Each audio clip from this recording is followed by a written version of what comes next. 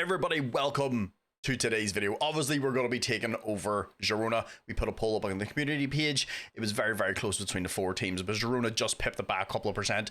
Obviously, if you want to get involved every week and see what team we take over, there will be a poll, like I said, on the community page. But Girona is a very, very good team, because if you go to their club, they've got 3-star reputation, 3-star training facilities, 3-star youth facilities, and 3.5-star for youth recruitment. Obviously, they're affiliated with Man United some way. Somebody did explain it to me a little bit, but I don't remember what it was. I think Man City's like a group, whatever it is, the group that owns Man City, they also own Girona. I think that's the way it works. Anyway, we're affiliated somehow with Man City.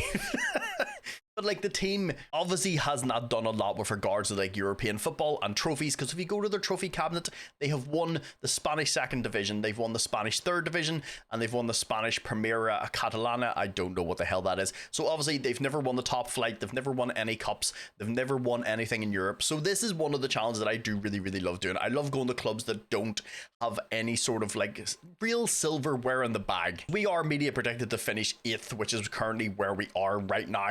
So we're not even, they don't even think we can finish in Europe. Obviously our long-term goal is to push the 3 big clubs. Obviously Barcelona, Real Madrid and Atletico Madrid are up there. Atletico Madrid over the last couple of seasons have done very, very well. They've changed from like a defensive style football to sort of a wee bit more pressing going forward, and they seem to have done very, very well. Us, I want to just get up there and just be known as like one of the best Spanish teams. At some point, obviously, I would love to win the Spanish League. It'd be fantastic. But the Spanish League can be a little difficult because you do have the wage restrictions. So you need to make a ton of money before the board will give you money in the wages, because wage restrictions based on how much the club earns. So obviously we're going to have to bring in smart and sell for big money. Because if you look around the club, obviously one of their standout players is going to be Miguel Gutierrez. But the scary thing is that he, in his contract, he has a 30 million release clause. So hopefully nobody offers him a contract or tries to transfer to buy him within the first sort of transfer window. Because if I can get to January, give him a new contract, look, you're gonna have to have release clauses. That's the thing with Spain. Everybody has to have a release clause. If we can get this up to 80 to 100 million, I'd be very, very happy. 30 million for Miguel Gutierrez, who's obviously, as you guys know, one of the best young left backs in the game. So I would like to keep him. He's also Spanish, which is fantastic. If we lost him for 60, 70 million, I'll be like, right, okay, that kind of sucks, but we got good money. 30 million, it's going to be hard to replace him for 30 million. Also have a decent young centre back and Alejandro Frances. Look, he's not an absolute world beater, but he has potential. He's 21, he's Spanish, a little shorter, but he can play with both feet. Of course, as a Man United supporter, I know Danny van der Beek very, very well. Obviously, don't know how he's doing in Girona, so if you've any Girona supporters or people who watch Spanish football, leave in the comments down below, let me know how big Danny's getting on. They also have young Gabriel Misrari. I think they got him for free, didn't they? I think as far as I know, they got him on a free contract. But look, another one, look, not great, but he has potential. And of course, they have big Ladislav Karachi. Look, an absolute physical specimen, 6'3". He's Czech. All those Czechs and the Serbians are all just built like fucking brick shit houses. But he can play reasonably well on both feet. He's got a good mentality, enjoys the big game, consistent. Look, he's going to be the long-term replacement for Daley Blind. Daley Blind's at the club, but he's like 36, going to be 37 soon, I think. He's in that sort of mid-30 range. This is probably going to be his long-term replacement. They do have some young, exciting players. One of them is Ivan Martin, the Spanish, 25 years old. Look, technically very, very gifted. Mental stats are also very, very solid. Physically, not an absolute unit, but he's very, very good on the ball. Another one that's reasonably decent is Abel Ruiz. And then, like I said, Daley Blind is at the club. He's going to be 35 this year. Look, mental stats and technical stats are absolutely fantastic, but just the physical stats are starting to go downhill because he's going to be in his mid-30s soon. Honestly, can't even get rid of him for that much money, so we're probably just going to keep him around until he runs out of contract, which is going to be in 2 years. I don't think anybody's going to offer like crazy money or anything for him. It'd be good if he was worth some money, but I don't think we're going to get much for him. So then going into the team, this is what the team I would like to sort of kind of put out. We have Ganzengi, one of the keepers. Look, 32 is reasonably okay for a keeper. Keeper seemed to last a wee bit longer. He's pretty decent. Good aerial communication and shot stop, and I couldn't spit the word aerial out there. He's also 6'5", so a big unit of a guy, gonna be really, really good from corners. Raul Martinez, another one. Look, we don't have a really, really solid right back, but look, he's 21, he's Spanish, he's reasonably decent, and we'll just throw him in there for the meantime, and we can kind of try and replace him down the line at some point. Centre back is probably where we have a wee bit of issues. Like I said, I could play Korechki in here as the ball playing defender for the first season and then just play Daley Blind. That is an option that we could do. Like I said, we could just end up just literally doing this, and I think would be kind of okay for the first season. I don't know how much money we've got. 4.2 million is not a lot. It really, really is not. Which means, boys, if we want to bring somebody in, we're going to have to go and do a bit of wheeling and dealing. We also have a lot of decent players in on loan. We have Ariel Romero. I think he's from Barcelona, isn't he? Yeah, he is. Please tell me we're not paying. That's right, we're paying none of his wages. I thought we were paying 57,000 of his wages. Another one, a really, really good DM, but he's 32 and he's on loan and he's not our player. Also have Dan Juma. Look, another one, mental stats are pretty solid, but he's very, very explosive. Another one that's going to be a fantastic play is like our advanced forward. But this is the team. If I had to put this team out for the first season, I'd be very, very happy. Look, I know we're probably a little shaky at centre back.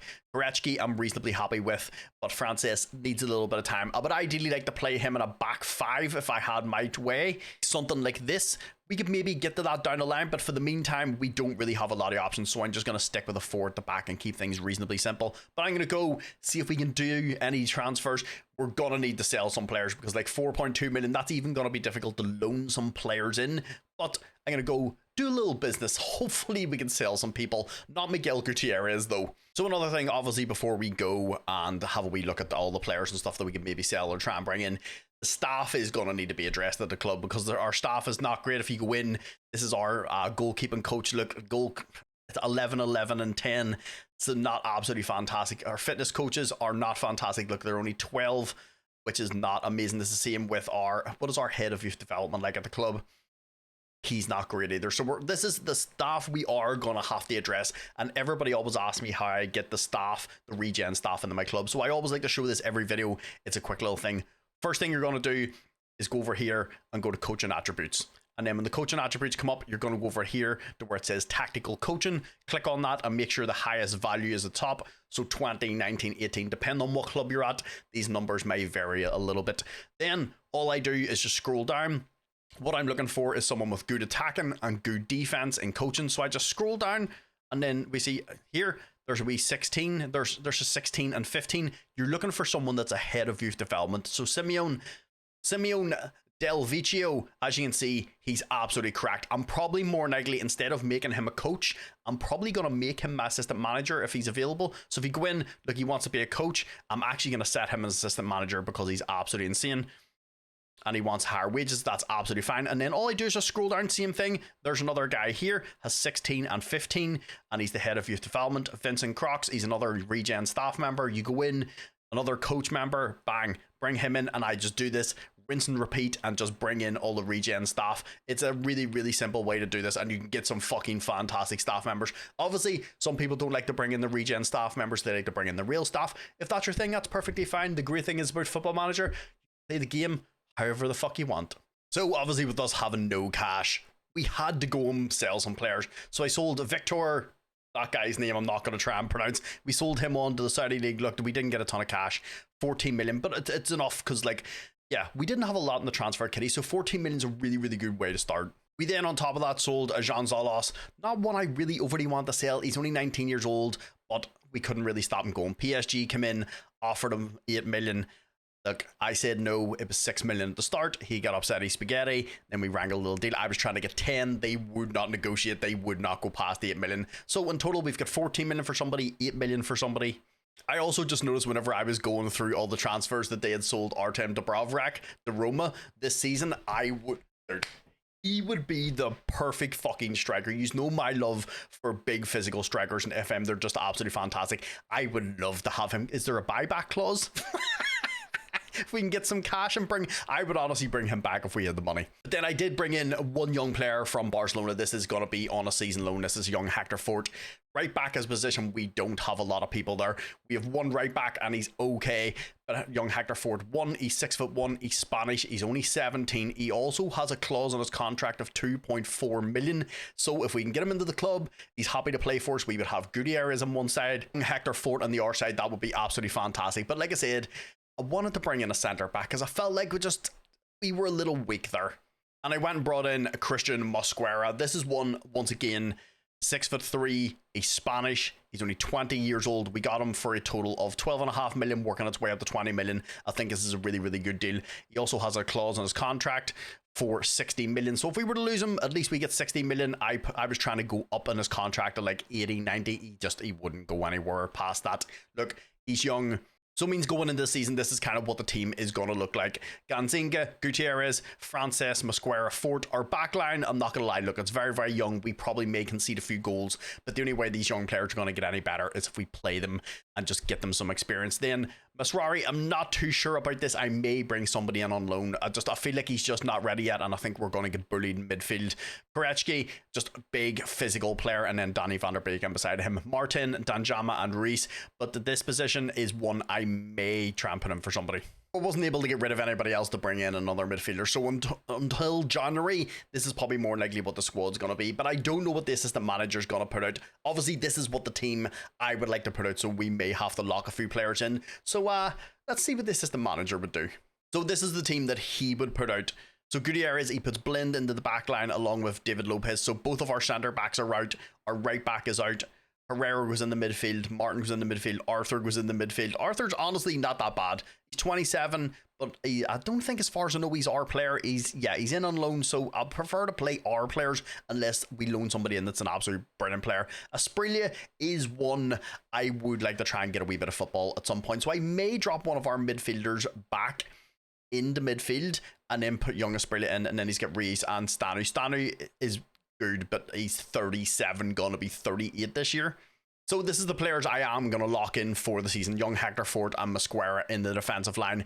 The thinking is I'm going to put Francis in the centre midfield on defence. Look, I think he could be a very, very good DM. My thinking is, look, if I lock Mosquera and Francis in, they're both young, inexperienced defenders. Also, Francis is only 5'11", so he's not a tall centre back, and in Football Manager he will get out jumped, and they're very, very inexperienced. Look, he's still got a long way to go to prove himself. He's 22 years old. I think he could be a decent DM. Look, his passing's only 11 and 12 vision, but he's there to sort of break up the play and just play small, simple passes. And like, I want to get him in the team. Look, we'll see how he progresses after a couple seasons. If he ends up being very, very good, then he could be our new DM. Like I said, I'm trying to keep as many young Spanish players in the team as I can. And Asprilla does have potential. I would like to see him try and develop a wee bit more. Look, he's only a 2.5 star now, has anywhere from 4 to 5. I don't think he's going to get the 5 star. Look, if he gets to 3.5, maybe 4, say 3.5, another star betterness, he could be a really, really good squad player. But for the meantime, with regards to options, we're very, very limited on the players that we do have. So I'm not going to lock in too many players, just Asprilla, Francis, Mosquera, and Fort into the team. But all in all, boys, that is everybody in the door for season 1. Like I said, I'll bring you back in January if there's anybody available on Approach of Signs. I think Approach of Signs is going to be instrumental for this build, because like, we don't have a lot of cash. Spain's kind of hard with regards to, like I said, the structure with the wages. And then I'll bring you back in April if we get a good youth intake. If you know my rebuilds, the youth intakes are a little rough for me. So if you don't see us in April, you kind of know what happened. But boys, let's go play season 1.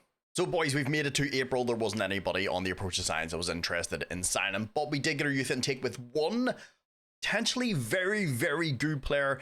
Young guy, he's only 15 years old. I'm not even going to try and pronounce what nationality is. Is it Papua New Guinea? Like, that's how you pronounce it. Look, everybody can leave in the comments down below and let me know. But look, he's only 15 years old, 5'10", can play fantastic at both feet, good mentality, consistent. He already has 17 heading, 15 technique, 15 off the ball, 16 flair, 14 determination, 15 decisions, 16 bravery, balances 15, natural fitness and stamina are both 13. And he's only 15 years old. I'm not going to lie. By the time he hits 16, I may just bring him into the first team. So boys, we're at the end of season 1. Obviously, my goal at some point is to get into European football. We were touted to finish 8th in the league by the media. I think we could do a little bit better than that, but let's jump over, see how we did in the league first. So things in the league did not start off great. We started off getting absolutely obliterated by Real Madrid, but we also have to understand we're a new team, and it's Real Madrid. But they started off with Mbappe, then Mbappe added a second goal. Mbappe's pace alone was just an absolute nightmare. He got a hat-trick on 20 minutes. In the 64th minute, he added 4 goals for us to get beat 4-0 in the night. Not everything was doom and gloom. We actually beat Barcelona 1-0. After that win, we also picked up a bit of momentum. We ended up beating Valencia 1-0. And boys, we ended up finishing second in the league. If you'd have said to me at the start of the season we'd have been second, I would have laughed at you. Look, you know I'm always really, really honest when it comes to like our rebuilds. My goal was to finish in the top 7. Guarantee European football. Obviously, we didn't have a lot of money. We were able to honestly bring in some good signs. I think Mosquera at centre back for long term has been absolutely fantastic. Young Hector Fort has given us a lot of stability with regards to the right back, because we don't have a lot of choices. I was also able to bring in young Pablo Torre from Barcelona on a season loan just before the window. I was looking around, I wanted to bring someone in a wee bit more dynamic, but he had a clause on his contract for 20 million, so I have went and confirmed the signing for him for long term. We'll get into the transfer part after all this. Us finishing second is absolutely insane. We played 38 games, 27 wins, 27. 5 draws against Las Palmas, Atletico Bilbao, Sevilla, Leganes and Real Sociedad. Those I'm relatively happy with. Our 6 defeats, Atletico Madrid, it's a hard game. Barcelona, Atletico Bilbao, Real Madrid, Getafe, I think we should be beaten, and Sevilla is always going to be a hard game. But we had 52 goal difference, 86 points. We are 3 points ahead of Barcelona. We are still massively off Real Madrid, but Real Madrid's team in this game is absolutely insane. So is Barcelona's. Their team is absolutely nuts too. They must have just not had a great season. And it's also wild, if you look down the bottom of the table, Villarreal get fucking relegated with a good team that they've got. Would not have expected them to get relegated. Obviously, we don't have anybody in the top goal scorers because it's Kylian Mbappe, Vinicius Jr. and Lewandowski. So yeah, we're going to need a really good striker to get us into the top goal scorers. But Gutierrez is in there for average ratings. Hector Fort is in there for assists. Like I said, Hector Fort has no interest in coming signing for us. I am going to try and loan him in for another season and then try and sort of see if we can get him in maybe next year, because he is a player I do want to bring in. Then Reese is in there for player of the matches. We have Arthur and Herrera in there for yellow cards. They're second and third. I'm very disappointed in this. You know how I am. Look, if you're going to get yellow cards on my team, at least be first. We go up to the team stats. Most points per game, obviously, is going to be Real Madrid. Honestly, we're not too far behind them. Real Madrid scored 111 goals. We scored 98. If we would have scored 2 more goals, we would have had we would have had 100 goals. I don't know why that was so tongue twisting to spit out.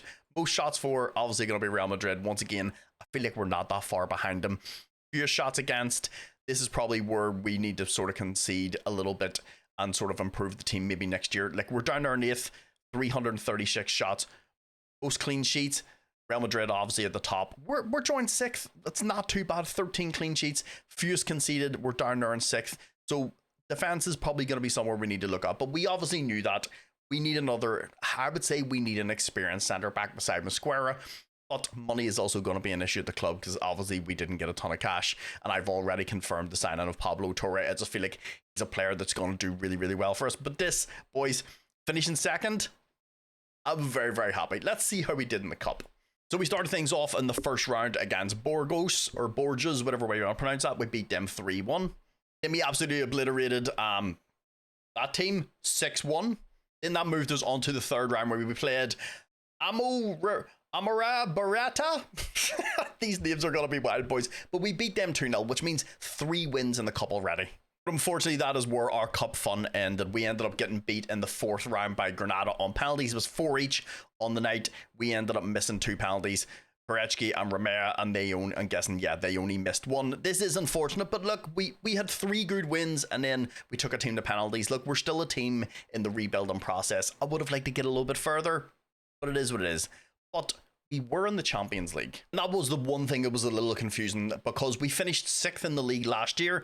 We didn't win the cup, so I don't know how we're in the Champions League. Honestly, if anybody knows how we ended up making it into the Champions League, leave in the comments down below. But we were here.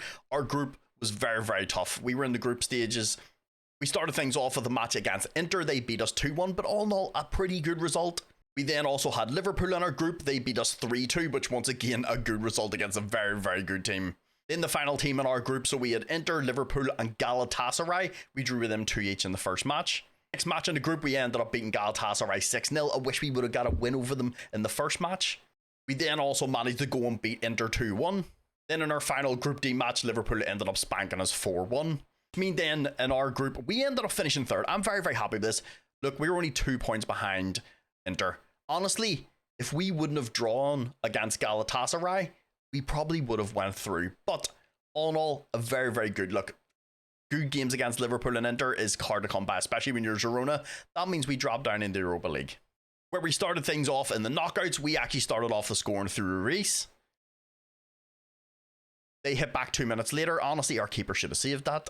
3 minutes later, they added a second. Once again, I honestly believe terrible keeping. And then unfortunately, in the 74th minute, they get a 3rd goal to beat us 3-1 on the night.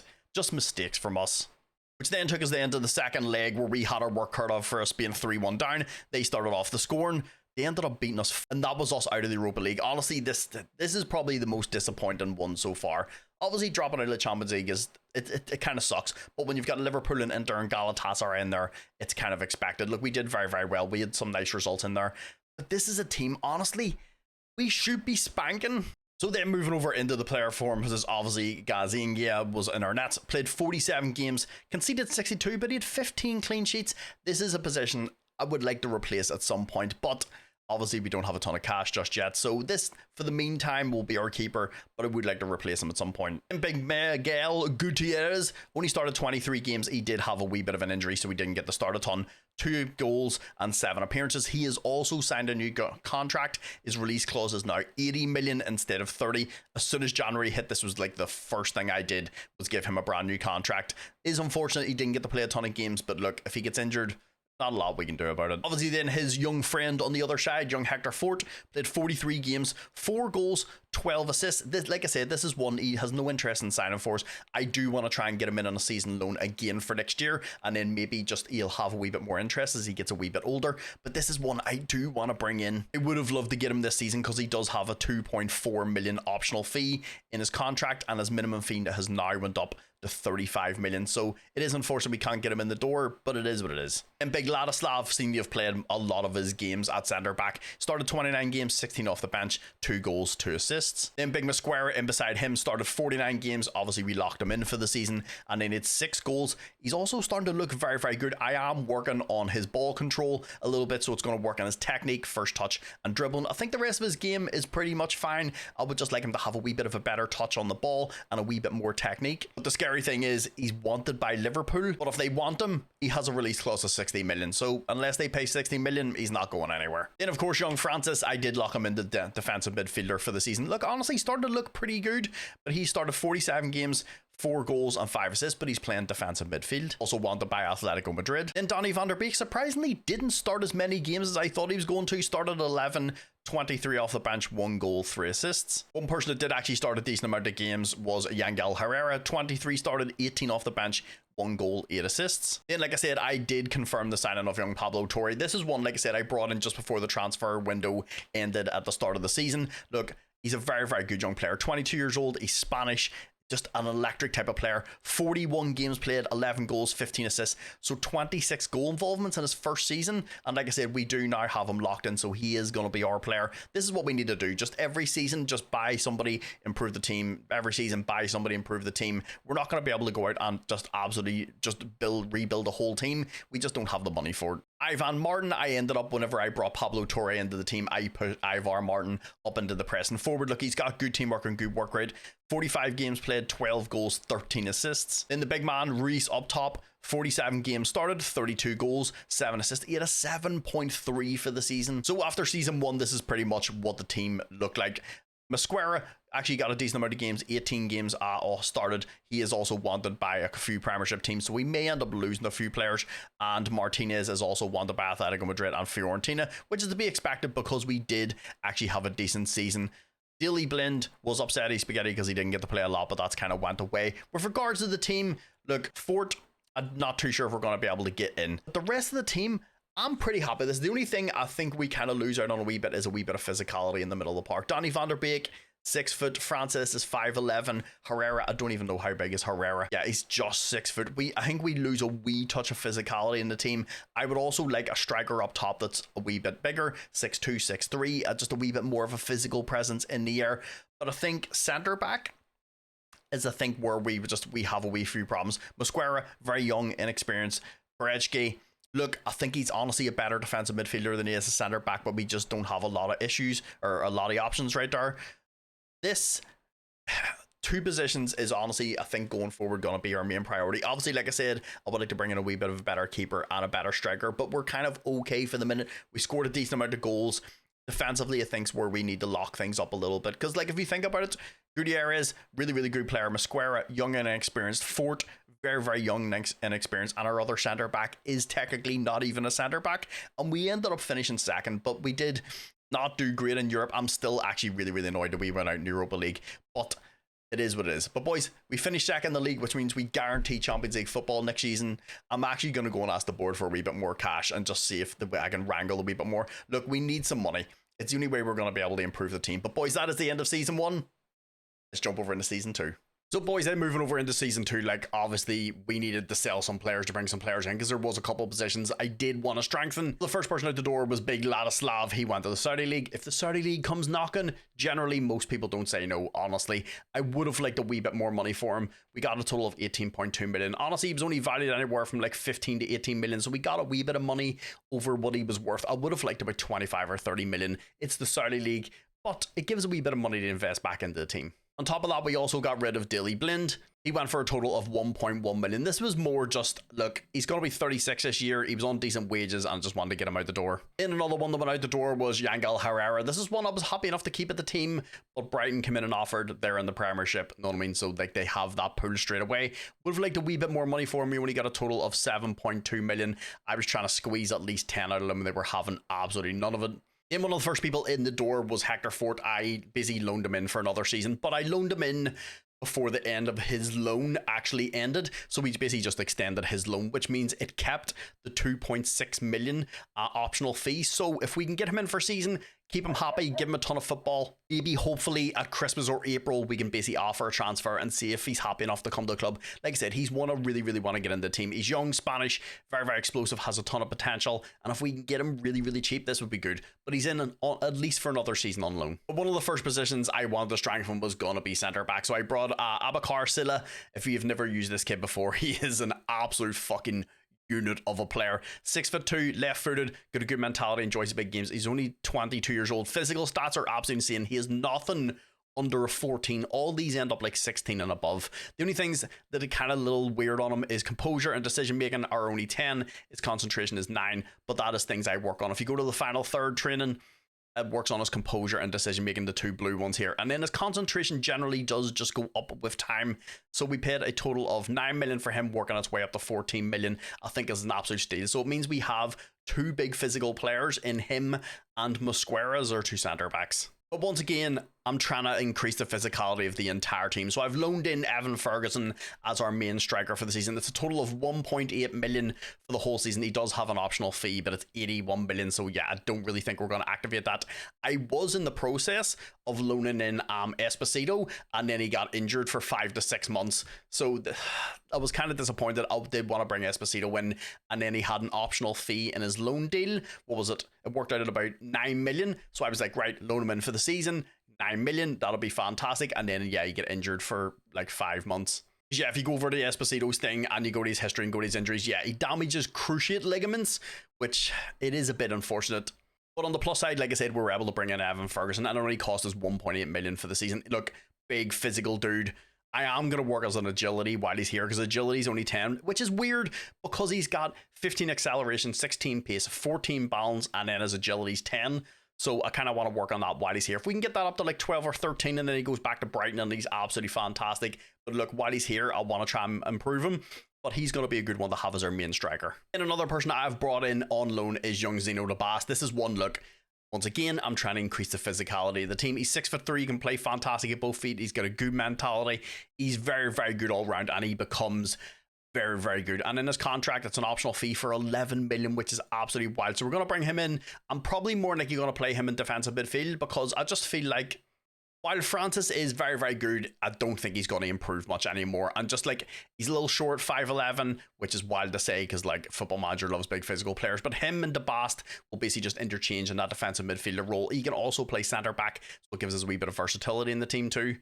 That means with everybody in the door and everybody out the door, obviously, like I said, I do want to replace the keeper at some point, and I do have some money there, but we are going to need money for Fort and DeBast if we want to bring them in. Obviously, I'll try and use this season's money to bring DeBast in or bring Fort in, and then next season we'll just use the rest of that money to bring one of those two players in. That means with everybody in the door and everybody out the door, this is what the team looks like. I do still have a wee bit of cash left over. We have a total of 9.7 million. Obviously, I'm going to keep a wee bit of that money, try and get Fort in, and then when we get our budget next year, I'll use that money to bring DeBast in, well, if they want to come to us. Gutierrez, Sila, Mosquera, and Fort as our back four, I'm very happy with. Then Martin, DeBast, I am going to bring in Dong in the wee 16-year-old that we got through our youth intake there. Look, the only way he's going to get any better is me playing him. Look, it doesn't make us a little weaker midfield. I think we're okay between having the Bast in there for a bit of physicality. And this kid is absolutely phenomenal. And like I said, the only way he's going to get better is if we play him. And like, he already is fantastic at 16 years old. So I'm going to take a wee chance on him. And then we've obviously got Toure, Reece and Ferguson as our front three. I think this is a very, very good team. A wee bit better than what we had last year. Obviously, we finished second. It's going to be hard to do. Barcelona had a terrible season, which means if they have a good season this year, we could drop down. But that is my goal. As long as we go into the league and we stay in this top, I would like to stay in the top four. I think staying in the top four is very, very realistic. Obviously, want to stay in the top three and get Champions League, but that's going to be our overall main goal. But this team, I'm very, very happy with. I think we've got some fantastic players, and it has been so nice in my first season to get an actual really good player through our youth intake. Because like I said, if you've watched my previous videos, my youth intakes always suck. But boys, that is the team for season 2. Obviously, I'll bring us back in January if there's anybody good on approach to signs, and I'll bring us back in April if we get anybody good for the youth intake. I couldn't spit that out. But boys, let's go play season 2. So we've got about halfway through January, and like I said, I was just jumping in to see what players were available for approach to signs. We did lose one player in Ivan Martin. Look, the Saudi League came in, offered us a ton of cash. Look, I'm not going to lie, I wasn't overly going to say no, but he also wanted to leave. I don't blame him. He's on £500,000 a week. So we got 25 million up front and 30 overall with installments. Look, this is a really, really good dude for both sides. Look, he's a good player. He's not going to be amazing, and we get like 30 million for him. So there, with some of that money, I have went and bought us a striker in Esposito. Obviously, Evan Ferguson is fantastic, but he's not our player, and his optional fee is over 80 million, and Esposito has recovered from his injury. We did get him for a total of 7.5 million. Look, I was going to buy between him and Samu Omareddin. Samu Omareddin, they want like 58 to 62 million, and I just think it's just not a great deal with regards to the club. I would rather pay 7.5 million for Esposito. Look, he's everything that I want in the striker. Big, strong, physical, good in the air. He has a ton of room to improve. He's only 20 years old, and like, he's gonna get you a ton of goals. And for 7.5 million versus 58 to 62 million, this just made sense transfer wise. But also with the money that we've got for Ivan Martin, I was able to also go and confirm the signing of Zeno de Bas, so he will be here in the summer. Hector Fort still does not want to sign for us, so more likely right back wise next year, that's going to be where we spend most of our money, because if he doesn't want to sign, look, we've given him 2 seasons, and if he doesn't want to sign, we need to go and get somebody else. So we're still in the January transfer window, but I did decide to beef up the team just a little bit more. So I brought in young Samson Beidou. This is on a season loan. He currently plays for PSG. Yeah, they bought him for 31 million, which all in all, honestly, is a pretty good deal. So we loaned him in for the season. Honestly, we don't have a lot of players. I had Sila was injured and Masquero was suspended for like 3 games. So between that, if them 2 centre backs are out, we have a lot of issues at the back. So I brought him in, a little bit of cover, and it gives everybody a bit of competition. I then also did bring in Mario Gila. This is on a full-time transfer. He's Spanish, he's still 25. Look, he's pretty decent all round, and we got him for a total of 6.5 million, which I think is an absolute steal. So like I said, we brought in 2 centre backs and Esposito in this window. I think we've done very, very well. So also I've been playing young Jose and Dong. One thing I did notice also on top of him looking absolutely fucking fantastic, he's now switched his nationality to Spanish, which honestly helps us absolutely fantastic for registration. But that is everybody I'm going to bring in the January transfer window. We needed to beef the team up a little bit. So we got the April. We actually got a pretty solid youth intake, not as good as like the wee young kid that we got last year, but this one's pretty solid. Joffrey Porte. Every time I hear Joffrey, it reminds me of the guy from Game of Thrones. I'm going to have to change his first name. But anyway, look, he's only 15 years old, attacking midfielder, good technical skills of 15 first touch. Mental stats are pretty solid as well. Strong on one foot, very strong with the other foot, has a really, really good mentality. He's only 15 and he's Spanish, so could have some decent potential. One of the standout ones is this young guy, Oscar, 16 years old, he's Spanish, play reasonably well with both feet, has a good mentality. Determination, little low at 10, but that's something that will go up probably with time. First touch of 15. Look, all in all, is he going to be a world beater? I don't know. It's sometimes hard to tell, but look, he has the potential to maybe be pretty decent. The next one is Andrea Romero, plays all up the right side. We do need a right back. Obviously, I'm not going to bring him into the first team next season. He would be nowhere near ready. He has very, very high determination at 17, has a fantastic mentality, anywhere to 4 to 5 stars. Obviously, this will change as he gets up into the first team. Look, even if he gets a 3-star, becomes a really, really good squad player, or if he's good enough to step in and play right back for us at some point, we'll bring him in. But all in all, 3 reasonably decent players. Then we did also get a pretty solid keeper as well. Once again, 15 years old. He's Spanish, 5'11", a little short for a keeper, but he's only 15, so he could probably get up to like 6 foot, 6'1", but he's strong on 1 foot, very strong with the other foot. Fantastic mentality, super consistent. Natural fitness is absolutely fantastic, high determination. So it means down the line, he could progress pretty well. Obviously, this is one we're going to have to keep an eye on. Keepers are a little harder to bring into the team because you need them to be relatively decent. That's our youth intake for Season 2. All in all, I'm pretty happy. So boys, we're at the end of Season 2. Obviously our goal, like I said, is to stay in the top 7. Stay in European football. If we can push, stay in the top 4 to stay in Champions League football. That is going to be our goal. So let's jump over and see how we did in the league first. So we started things off against Atletico Madrid. They actually started the scoring first. On the 53rd minute, they went 2-0 up.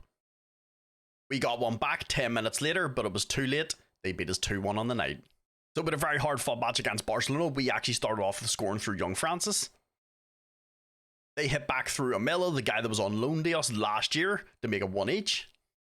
Another fantastic solo run from young Francis put us 2-1 up. Barcelona hit back just after half-time. Then unfortunately in the 56th minute, they scored to make it 3-2 on the night. We then had a fantastic performance against Real Madrid. We actually started off with scoring through Esposito with a fantastic ball from Hector Fort. In the 60th minute, they equalised to make it 1 each on the night, but it shows now that we can hang with the big boys in this league. With all those results, we finished 4th. Look, all in all, I'm very, very happy with this. Look, us finishing 2nd last year, would we say a fluke? No, we worked hard.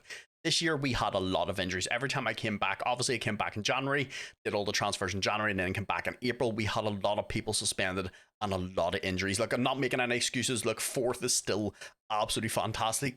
The injuries this year absolutely cleaned us out a little bit. But that just shows that we need to improve our squad depth overall, and that's perfectly fine. We played a total of 38 games. We had 23 wins.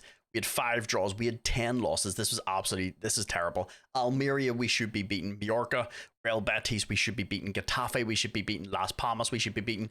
So I would say about half of those defeats, we shouldn't really be losing those types of games. We had 46 goal difference, and then we had a total of 74 points. So all in all, look, Real Madrid ended up on 99. They were 19 points ahead of anybody else.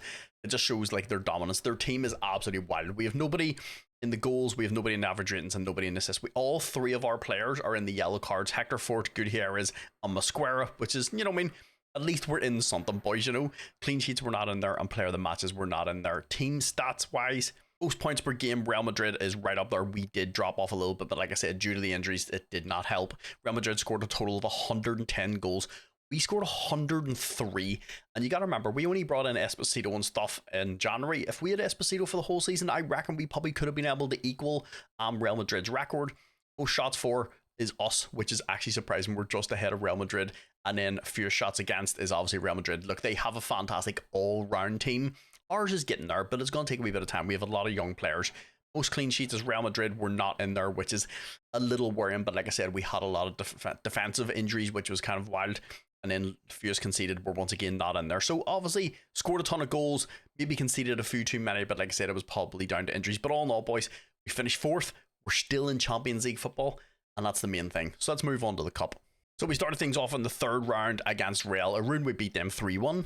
We then went on the next match to play Cadiz and smashed them 7-0. Esposito got himself 4. But then, unfortunately, in the quarterfinals, we faced off against Barcelona, and they absolutely obliterated us 4-1. So that was the end of our cup run. But all in all, we scored a bunch of goals. Like I said, I think just defensively, we need to lock things down a little bit. I think we need a really, really good right back. I think centre-back-wise, we're doing pretty good. Left-back, Gutierrez, probably need a wee bit of cover for Gutierrez, because I feel like he's the only one that can kind of play him when he's not playing. The cover there is not great. So I think left and right fullback is probably going to be our main priority for next year. But all in all, we made it to the quarterfinals. So that then moved us on to the Champions League, where we started things off in the league phase. We actually beat Newcastle in the first match 3-2. We then somehow managed to turn into a Sunday league team after that and got beat 2-1 by Celtic. We then had a 1-each draw against Roma. Honestly, I feel like this is a match we should be winning. We then had a really hard fought match against AC Milan. They ended up beating us 2-1. The only way to bounce back from a defeat is to go and clap the cheeks off somebody else. We did that to Anderlecht, beating them 4-2. We then went on to smash Monaco 3-1. We then got brought down to earth very, very fast when Liverpool smashed us 5-1. Then in our final league phase match, we ended up getting a nice 2-1 win over Bayer Leverkusen, which then meant we ended up finishing 16th. I'm very, very happy with this. Look, last year we crashed out of the Champions League, ended up in the Europa League and didn't do great. This year, look, we're in and around Borussia Dortmund, Man City, fucking Inter Milan's below us, Juventus is below us, Ajax, Sporting, Newcastle finished 23rd. So for us to finish 16th, I'm pretty happy with this. I just noticed Olympique Marseille are top of the fucking group. They played 8, won 6, and drew 2. That's absolutely wild. So that then took us to the knockouts where we faced off against Sporting. We drew 2 each in the first match. In the second leg, we also drew 2 each, and then we ended up going through 5-4 in penalties, which then took us to the round of 16 where we faced off against Barcelona. They actually started off the scoring. We hit back straight away through Esposito. Esposito then got a second for us to win 2-1 on the night, which then took us to the new camp for the second leg. We had a nice 2-1 lead. They started off the scoring straight away through Frankie de Jong. They then got their second goal to put us out 3-2. Look, this is unfortunate after a nice 2-1 win in the first leg to get beat 2-0 to Nou Camp, but I'm going to take all the positives out of this. Look, we beat Sporting, we took Barcelona 3-2. We pushed them right to the edge in the round of 16. After doing terrible last year in the Champions League, this is a vast improvement. That's what this is all about. Look, it's not about massive increases. It's about just getting better and better and better every season. And with regards to performances, our keeper, 51 games, he conceded 84. But like I said, we had a lot of defensive injuries, and then that's why in January I ended up bringing Beidou and the other defender in because things were not looking great. But he had 8 clean sheets. I would like this to go up. It's not all the keeper's fault. Just defensively, we were just a mess. Gutierrez then played 45 games, 3 goals, 11 assists. Young Hector Ford on the other side only played 25 games. Once again, like I said, we had injuries, so he didn't play as many games. Only 4 goals and 9 assists. Big Silla was one of the ones that was injured for quite a long time. As you can see, he only started fucking 10 games, and like he's our starting centre back. So I'm hoping next year we can get no injuries. Big Mosquera did stay relatively fit most of the season. He played 41 games, so he missed about 13 games, but he got 2 goals and 1 assist. Samson Beidou, when he came in January, actually played a decent amount of games. 13 started, 5 goals, 5 off the bench and 2 goals. Then of course Big Gilla only started 2 games and 3 off the bench. He was another one that actually got injured after we bought him. As you can see, he had a major injury. He tore an abdominal muscle after we bought him. Big DeBast stayed fit generally most of the season. I don't understand why he's not playing at a high level yet. He's played absolutely fantastic. 53 games started, 4 goals, 3 assists, but he's our defensive midfielder. Young Toure played 47 games, 5 goals, 14 assists, but I dropped him back into centre midfield on support. Donny van der Beek also played quite a lot of games, 37 starts, 12 off the bench, 7 goals and 13 assists, so 20 goal involvements this season. Don't worry, he's only upset because he wants a new contract. Of course, Young and Gong, the wee 16-year-old, now 17-year-old, I ended up putting him just right in behind the 2 strikers. I didn't want to play him in the middle of the park. I felt like he didn't have the physicality to play in the middle of the park yet. He played 48 games, 9 goals and 7 assists. Look, I don't expect him to have an absolute stormer. It's going to take him a couple of seasons to get up. Look, he's not playing at a La Liga level yet. He's still not very, very strong. But look, he has the potential to be amazing. Big Reese played 40 games, 29 goals and 6 assists. He's also signed a new contract because in his contract in the last one, he had a release clause of 18.5 million, so I wanted to get that out. If we get 40 million for him, I'll be relatively happy. Then of course, Big Esposito, like I said, we only just brought him in January. He played 27 games, 23 goals, 3 assists and a 2.3 already for the season. Of course, there was a lot of rotation up top with everybody getting injured and suspensions and tiredness. Evan Ferguson played 35 games, 24 goals, 12 assists and a 7.3. I would love to have Evan Ferguson and Esposito up top, but I don't have 82 million to pay his optional fee. So this is what the team looked like for generally most of the season and what it's going to be looking like going into season 3. The board only give us 12.6 million. They're really not giving us a lot of money. I'm going to ask them for more money because obviously we're going to need a right back. Hector Fort, I just asked him a couple minutes ago, did he want to sign it? He said no. If I can get him in for another season loan, great, I'll do that. But Gutierrez, Silla and Mosquera, I'm super happy with. The keeper, I do want to replace at some point. Torre, DeBast and Donny van der Beek, I'm happy enough with these ones, and we do need a wee bit more squad depth, but like I said, if we don't have a ton of money, it's hard to just keep bringing players in. De Jong, Reese and Esposito, super happy with. I'm obviously going to try and bring in another striker on loan because we're going to need rotation for Reese and Esposito, but all in all, boys, look, I think we had a fantastic season. We stayed in Champions League football, made it to the quarterfinals of the Cup, made it to the round of 16 the Champions League. I'm pretty happy with that. But unfortunately, only 12 million. Like I said, I'm going to ask the board to give us more cash, but as the end of season 2, jump over into season 3. So with regards to transfers, we only really had one person go out the door, and that was Ano Martinez. He went to Newcastle. So look over here, right? I would say, look, he's a pretty decent player. He'd be a good backup to like most squads. Yeah. Newcastle come in and give us 41.5 million, rising up to 56 million for him. Look, I didn't want to sell him, but when they were offering that type of money, you're not going to say no. So then I also brought in a different right back. Obviously, Hector Fort would love to bring him in for another season. The Spanish helps with registration, and I want the chance to try and sign him, but he does not want to come in for another season loan. It would have been his third season. So I did loan in Tino Livramento for the season. It's costing us a total of 1.4 million, which is absolutely nothing. There is a optional fee, but it's 71 million. So yeah, I don't think we're going to be activating that. But the good thing is, Gutierrez on one side, Tino Livramento on the other side. But both of them are really, really good wing backs, and they're both fantastic at crossing the ball in. So Big Esposito may have a field day this season. Then obviously I wanted to address the keeper situation. Our keeper is also going out of contract and wants pretty ridiculous wages for a bang average keeper. So I've went out and got us Ristes. I think a very, very good young keeper. He's still only 21 years old. Costs a total of 25 million. I think this is a really, really good deal. He's only 21. He's a really, really good all-round keeper. Obviously, his aerial is something I am going to work on.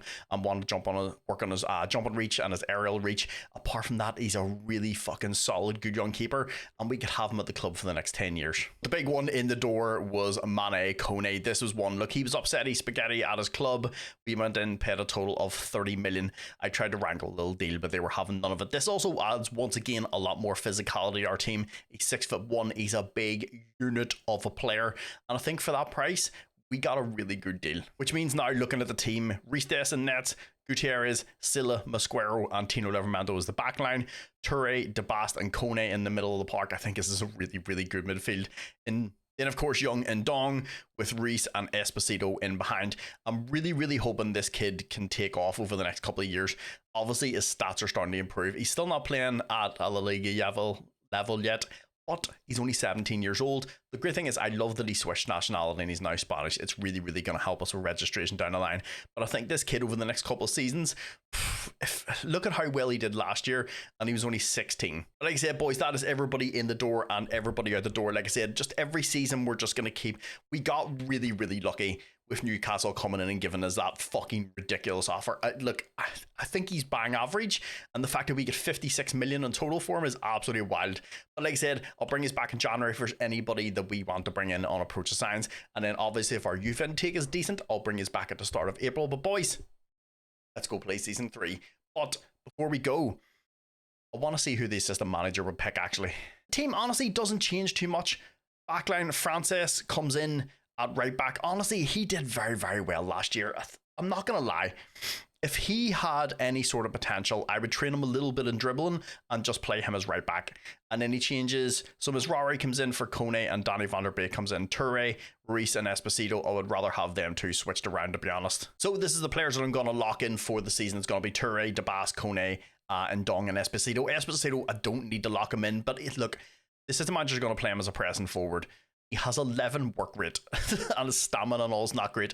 I would rather have him as the advanced forward. And Dong, obviously, he's not going to lock him in. He's still very, very young.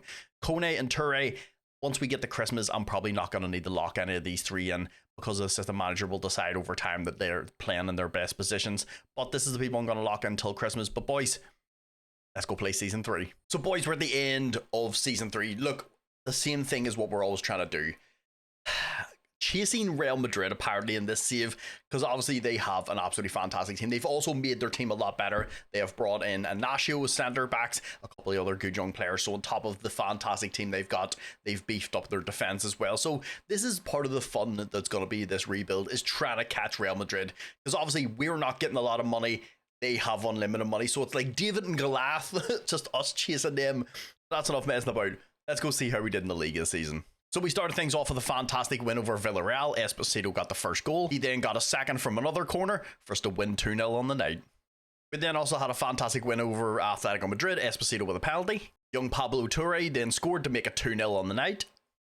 Then we were finally able to get a nice dominant win over Barcelona. We still haven't been able to absolutely trump Real Madrid, but Young and Dong scored the first goal. 10 minutes later, then we made it 2-0 on the night to get a nice win over Barca. Which meant in our third season, we finished third. Look, I'm very, very happy with this. As you can see, look, Real Madrid's still a good part ahead, like 9 points, but you got to remember, like a season and a half ago, they were 19 points ahead. They're now 9 points. They seem to be getting close to like the 100 mark every fucking season, which is wild. We finished on 90 points. We had 38 games, 29 wins, 3 draws, and only 6 losses. We had a 70 goal difference. Barca had 70 goal difference, and Real Madrid had 88. We finished on 90 points. Barca finished on 93, and Real Madrid finished on 99. Look, we're getting very close, and this is the fun part for me, just the chasing. Obviously, like I said, we're not getting a lot of money, so we're having to just like sell people for good money, bring somebody in to replace them, sell somebody for good money, and bring people in. But that's the fun part of this. And as you can see in the player stats, in the goals, we have young Esposito in second. Honestly, he's only 5 behind Kylian Mbappe. I'm very, very happy with this. Esposito also in there for average ratings. We have Tino Livramento and Pablo Torre both in there for assists. One had 19, one had 17, which is absolutely wild. Player of the matches, Esposito's also in there. Ristes is now top of the clean sheets, which means we did very, very well this season. We have Kone and Gutierrez in there for yellow cards. If you go into the team overall stats, most points, Real Madrid, look, we're in third. I'm very, very happy with this. Most goals, they scored 118 again. We scored 108, and Barcelona scored 103. So it just shows you how competitive this league is with the top three. I would say we're in the top 4 teams in this league, but like the fact that 3 teams is scoring over 100 goals is absolutely insane. Most shots for Real Madrid, we're actually not too far behind them, and then Barca's about 100 off. For your shots against, we're up into third, which is absolutely fantastic. We're not that far. Real Madrid still have that crazy defense though. Most clean sheets, 17 each, which is absolutely amazing. Fewest conceded, they had 30, we had 38. Look, we're not too far behind them. Look, we're slowly every season just creeping and creeping and creeping. And that's, like I said, the thing that we're going to have to do is just every season bring in a new player that's really, really good to increase the squad. Next season, bring in another player to increase the squad, because we don't have anybody that's worth 100 mil. So we can't go and sell like a Bruno Fernandes to like the Saudi league. We can't do that. We do have a few players that are interested in leaving, but I don't know how much cash we're getting for them. But all in all, boys, we finished third, stayed in Champions League football, which is the massive thing. So let's go see if we did a little better in the cup this year. So we started things off in the first round against Cordoba. We beat them 5-0. We then moved on to the second round where we played Badalona. We beat them 4-0. The next round we played Tarragona. We beat them 7-2. In the fourth round, we played Gijon. I don't know how to pronounce that, what way it's pronounced. We beat them 3-0, which then moved us on to the quarterfinals. Gijon. Where unfortunately we faced off against Real Madrid and they beat us 3-0. Look, we're starting to get with the point where we're competing with Barcelona. And like that's absolutely massive. But Real Madrid they seem to have our number. We get some draws against them, they beat us. We get a draw against them, they beat us. We're close to just being able to sort of compete with them. Obviously, like I said, their team is absolutely fucking phenomenal. Like I said, the one thing about Real Madrid is their defense was a little lacking, but they went and added Jonathan Tau. And on top of that, Gonzalo Inacio. So like they've got a really, really solid defense now. They're also playing Camavinga at left back. So like yeah, things are looking pretty good for them. But like I said, unfortunately, that is us out of the cup for the third season at the quarterfinals. We just keep getting to the quarterfinals. We just can't get past. Or we also keep just getting Barcelona or Real Madrid. So like it's making it a little difficult to kind of just push a little further. But all in all, look, I'm happy. We stayed in the Champions League. We're in third. We made it to the quarterfinals of the cup. Let's see how we did in the Champions League. So we started things off in the Champions League phase against Brighton. We ended up smashing them 3-0. Then we drew 2-each with Salzburg. This is honestly a game we should be winning. Then a game I thought we wouldn't be winning is beating Bayern 2-0. We then got beat 2-0 by Napoli. Then beat Rennes 3-2. Then had a 4-0 win over Fenerbahce. Then had a great 2-1 win away to Leipzig. Then in our final league phase, we ended up getting beat 1-0 by Ajax, which meant we just finished outside of the top 8. Ajax, if we would have beat Ajax, we would have been up there, but because they beat us, they go into the automatic qualification. So we ended up finishing 9th. Look, this is absolutely fantastic. Look, I'm not even remotely going to try and complain about this. I think we've done very, very well this year. So then that means we go on to the knockouts, where we faced off against a very good Aston Villa side. They ended up starting the scoring through Watkins. We also ended up getting Esposito sent off. Watkins then made a 2. They then added a 3rd. We hit back through a Ruiz penalty. But unfortunately, Watkins got a penalty to make it 4-1 on the night. So going into the second leg, obviously being 4-1 down, we had a massive deficit. We started off the scoring though. Young Mesrari then made a 2-0. They hit back through a Ristes OG. I don't know what the fuck he was doing. Then we got one back through a Torres OG. It honestly just hit him. You couldn't do much about it. 67, they got one back for a penalty. And in the 90th minute, they scored to make it 3 each on the night. But unfortunately, because of the first match, we got beat 7-4 in aggregate. So obviously this sucks, but we dug our own grave for the first match, getting absolutely obliterated. Like I said, Esposito getting sent off in the first match really didn't help us, and then he was also missing for the second leg. So this could have been different if we would have had Esposito on the pitch for a game and a half, but unfortunately this is football. These things happen. Look, I would have liked to get a little further than the knockouts, but like we're staying in the Champions League every year and we're progressing. Next year, honestly, I want to try and make it round to 16 of the quarterfinals and start pushing up a wee bit more, but obviously we're gonna need money and we're gonna need to bring in better players, and I don't know how much the board's actually gonna give us for next season. So yeah, it all depends on that. So then moving over into the player performances, young Reece Des played 52 games. Honestly, I think this is an absolute steal. He looks unreal, by the way. 55 conceded, but 23 clean sheets. Young Gutierrez played 43 games. Real Madrid have been hounding us every January, just past April, near the end of the season, and then in the summer, every fucking year they're trying to get him. They don't want to play his release clause, and I don't want to sell him, so unless they do anything, I'm not going to make a move. But he had 5 goals and 9 assists. Young Tino Livramento had a fucking banger of a season. 34 games, started 15 off the bench, 3 goals, 26 assists. Honestly, if he didn't have the 71 million clause, if this was like 30 or 40 million, I would honestly go in for him. I may see if I can once again try and loan him in for another season. Right back is a real issue for us, mostly just because we're not getting money, so it's hard for me to go and invest into a right back when we don't have enough cash. Bringing fullbacks and wing backs into your team gets a little expensive. Unless I can find a really good midfielder that I can convert into a fullback, we're just going to have to kind of keep trying to loan people in. But I'm perfectly fine with loaning people in. It's pretty cheap. Then Big Sila only played 28 games. He got an injury. As you can see, he's still currently injured right now. Gets 0 goals, but he gets 6 assists for a centre back. Big Masquero played 46 games, 1 goal, 2 assists. DeBas played 52 games, 8 goals, 2 assists. Not bad for a DM on defence. Big Kone, 44 games, 13 goals, 9 assists. Then Young Toure played 42 games, 8 goals, 20 assists. That's from centre midfield on support. Then Young Engdong, who's starting to look very, very good. I'd honestly, by the time this kid's like 20 years old, he's going to be absolutely unreal. 48 games played, 13 goals, 9 assists. And like I said, all the stats are starting to come up a lot. He's still only a 2.5 star.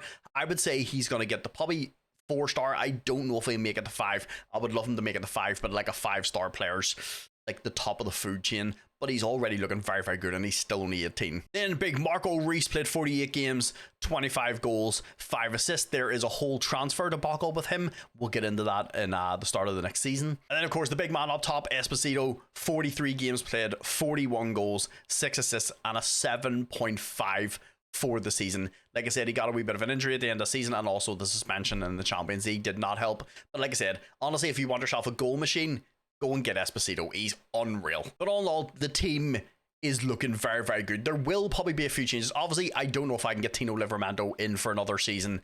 And also, the Saudi League is after Toure. I'm not going to lie. I want to try and bring someone a little bit more physical into the middle of the park beside DeBast and Kone. So if the Saudi League come in for a really, really good offer for Toure, I may be tempted. And then, like I said, Ruiz is already transferred to another club. We'll talk about that whenever we move into the next season. But all in all, I'm very, very happy with this team. Right back, midfielder, I do have an idea of who I want to bring in here. And then the pressing forward, I have already brought someone in, because obviously the whole Ruiz debacle, like I said, we'll get into that in a little bit. But all in all, boys, look, finished third, stayed in the Champions League, made it to the quarterfinal of the Cup, and we made it to the knockouts of the Champions League. I'm a little disappointed with the Champions League. I feel like we cucked ourselves by getting absolutely smashed 4-1 in the first leg. But look, this is football. It happens. We go again.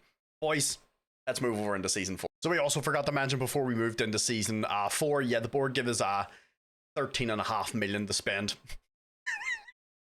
They're really making this difficult for us, boys. So boys, moving over into season 4, obviously I want to bolster up the squad a little bit. Like I said previously, Abel Reese, there was a whole transfer debacle with him. So the first thing that happened was Barcelona come in for him. This was probably April, May, in and around there. It was just after the youth intake thing. They came in, offered 30 million up front, working its way up to like 52 million. I was like, that's an amazing deal. I'm definitely going to take that. So basically, he accepted the deal. They give the contract. So I started looking for somebody to replace him. Obviously, I'll show you the person that replaced him. What did he do? He rejected Barcelona and then went to PSV. So we would have ended up with about 52 million in total, except he rejected going to Barcelona, and we ended up getting 20 million for him for PSV. So because I'd already brought somebody in, because I was like, right, he's not going to reject Barcelona because it's fucking Barcelona, and then he did. So we ended up getting Reece out the door. Obviously, I would have liked a wee bit more money for him, but we got 20 million. And of course, like I said, the Saudi League was interested in Pablo Torre. He did also have a release clause of 60 million, so they came in and activated this. But that's not too bad, because I wanted to bring in someone. Look, Pablo Torre is honestly one of my favorite wonder kids in the game. He really, really is. But we have our young wonder kid, Mbobe, and he's just so fucking good. He's gonna be world class. Unfortunately, him and Torre play in the same position. And I would like to put someone a little bit bigger, a little more physical in the middle of the park. And Touré has been absolutely fantastic. But like I said, I didn't plan on selling him. He has a release clause. They activated it, so we got 60 million. So the person I brought in to replace him was Gabri Veiga. We got him for a very, very good price as well. He had moved to Wolfsburg, obviously from the Saudi League, got him for free for 26.5 million. I think this is an absolute steal. So he went out the door. Obviously, when the bid came in from Barcelona, I was like, right, we need to replace him. I want to try and keep it someone Spanish. Because it's playing in a deep or playing as a pressing forward, look, I need someone with a good work rate, good stamina, good natural fitness, but gotta be able to pass the ball. I feel like this is a massive, massive upgrade for us. This guy's going to help out Esposito quite a lot. Like I said, just between the work rate and the all-round very, very good player. And for 26.5 million, a very good signing. Then the next person I was able to bring in, this is one I'm very, very excited about, is Pau Cubarsí. Look, you know my love for Pau Cubarsí in this game. Also, because he's Spanish, but Barcelona have just wasted him, dude. For a couple of years, hardly played him at all. You know, I've been trying to get a hold of this kid for absolutely ages. He just had no interest in coming to us, but we were able to get him in the door for a total of 12.5 million, working its way up to 20, which I think is a very, very good deal.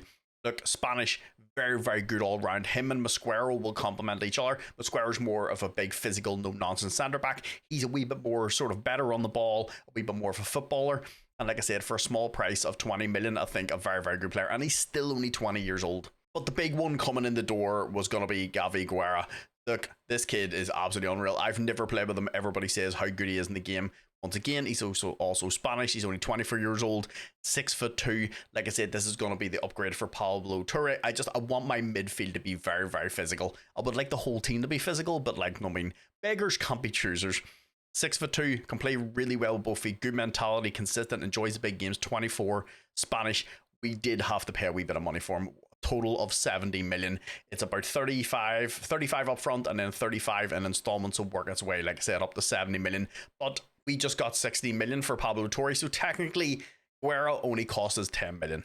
I did also bring this young guy in as well, Christian Viguera. He costs us a total of 2.5 million. This is one obviously for the future. 18 years old, look, got a ton of potential, got a good mentality, 14 first touch, 14 passing, 17 technique, 15 determination, 15 flair, 14 off the ball. His teamwork and work rate are fantastic, along with 15 vision. Physical stats will come up a little bit of time. He's only 5'5", I know, a little short, but he could end up being a backup for Ndong. But we weren't done there, because obviously we do need a right back. So I went and got Ivan Fresneda for a total of 22 million. I think, once again, a very, very good deal. Also, on top of that, I did also go and ask the board. Like I said, they didn't give us a lot of money with regards to transfers. I went and asked them, look, can we have more money? They said yes. It went up to 60 million, so we still have a bit of money left over. I've also given a bunch of players new contracts, like Mosquera had a 60 million buyout clause and Newcastle was sniffing around, so I went and give him a new contract. As you see, if you go in, his contract is now 100 million. So if Newcastle want to come in and get him, it's going to cost him a little bit of money, but the team is looking very, very good.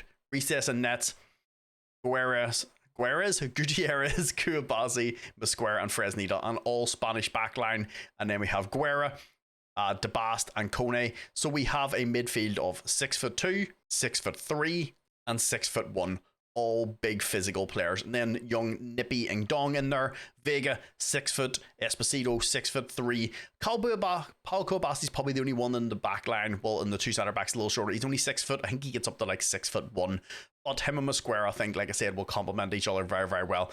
One is just a good ball player, and the other one sort of like a no-nonsense centre back. I might change this to a no-nonsense centre back, but the formation, I've been kind of liking this formation, so don't want to tweak too much. But look, it means we've kept a lot of Spanish players in the team, and on top of that, we've increased the physicality and the quality of players. Like I said, we have, 4, 5, 6, 7 Spanish players in the starting lineup, and that's exactly what I want to do with this team. But I think with regards to quality, I think we've massively increased. And that's the only thing I want to do every season. Like I said, we were lucky.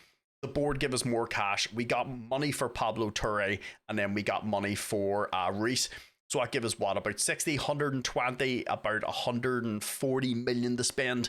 And I think we've spent it pretty well. Obviously, the players we brought in are still young. They're Spanish, and we can improve them, which is the whole point. But boys, that is everybody in the door and everybody out the door for season 4. Obviously, I'll bring us back in January if there's anybody for poach signs. There's been nobody really I've been really massively interested in. I've been looking around for a bunch of Spanish players. I'm probably going to bring some players in on a free just to increase the quality of the squad, like I said, for squad depth, because we are playing a lot of competition, so I would like a wee bit more squad depth. And then obviously if the youth intake is good in April, I'll bring us back for that. But boys, let's go play season 4. So the person I brought in to replace him was Gabri Vega. We got him for a very good price as well. He had moved to Wolfsburg, obviously from the South League. Got him for free for 26.5 million. I think this is an absolute steal. So he went out the door. Obviously, when the bid came in from Barcelona, I was like, right, we need to replace him. I want to try and keep it someone Spanish. Because it's playing in a deep, or playing as a pressing forward, look, I need someone with a good work rate, good stamina, good natural fitness, but gotta be able to pass the ball. I feel like this is a massive upgrade for us. This guy's going to help out Esposito quite a lot. Like I said, just between the work rate and the all-round very good player. And for 26.5 million, a very good signing. And the next person I was able to bring in, this is one I'm very excited about, is Pau Cubarsí. Look, you know my love for Pau Cubarsí in this game. Also, because he's Spanish, but Barcelona have just wasted him, dude. For a couple of years, hardly played him at all. You know, I've been trying to get a hold of this kid for absolutely ages. He just had no interest in coming to us, but we were able to get him in the door for a total of 12.5 million, working its way up to 20, which I think is a very good deal. Look, Spanish, very good all round. Him and Mosquera will complement each other. Mosquera's more of a big physical, no nonsense centre back. He's a wee bit more sort of better on the ball, a wee bit more of a footballer.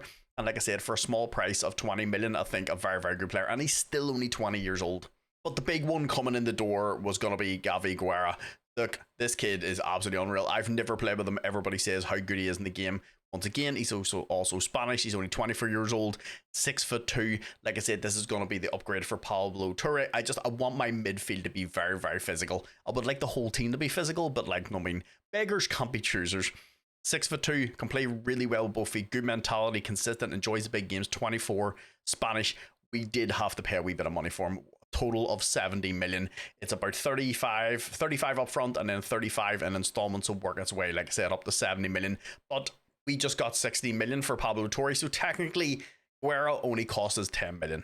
I did also bring this young guy in as well, Christian Vergara. He costs us a total of 2.5 million. This is one obviously for the future. 18 years old, look, got a ton of potential, got a good mentality, 14 first touch, 14 passing, 17 technique, 15 determination, 15 flair, 14 off the ball. His teamwork and work rate are fantastic, along with 15 vision. Physical stats will come up a little bit of time. He's only 5'5". I know, a little short, but he could end up being a backup for our Mbobo. He could end up being a backup for Ndong. We weren't done there, because obviously we do need a right back. So I went and got Ivan Fresneda for a total of 22 million. I think, once again, a very good deal.